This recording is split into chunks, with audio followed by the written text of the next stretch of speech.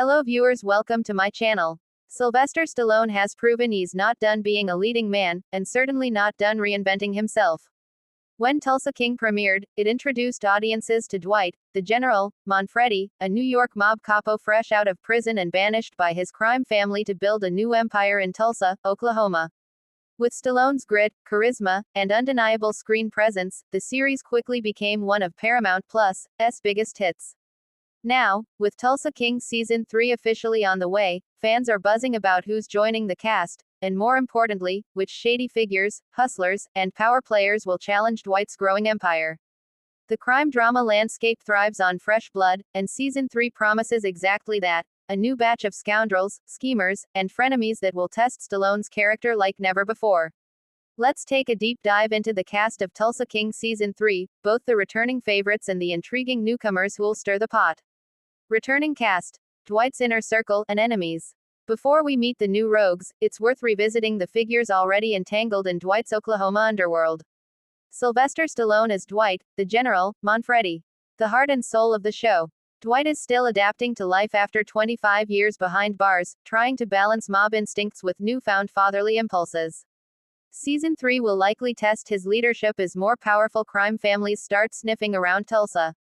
Andrea Savage is Stacy Beale, the ATF agent whose complicated relationship with Dwight continues to blur the lines between ally and adversary.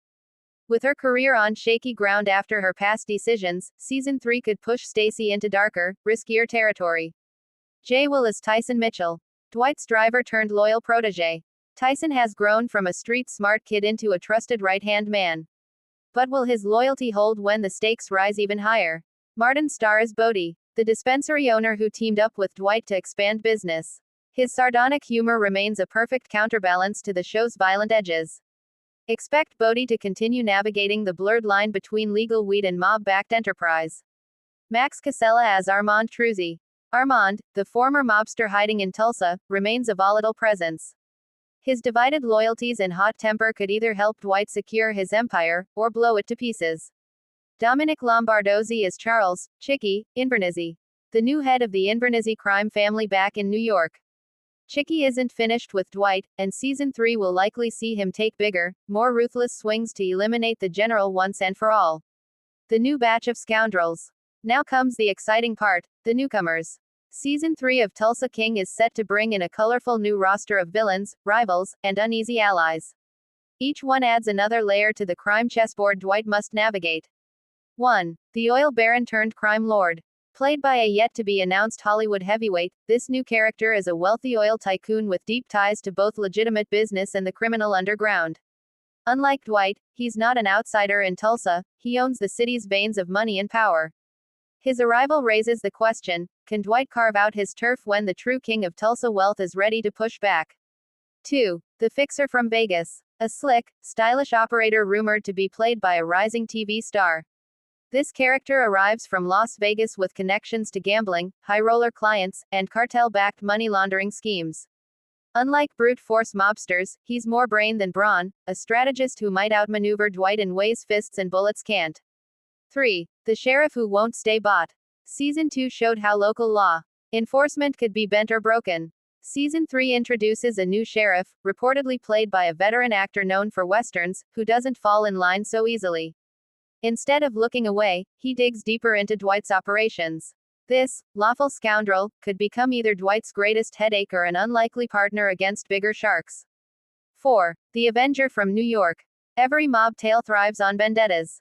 Season 3 is set to introduce a character connected to someone Dwight wronged decades ago back in New York.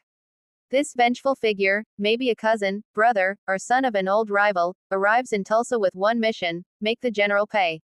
This personal angle could shake Dwight's confidence more than any business rival.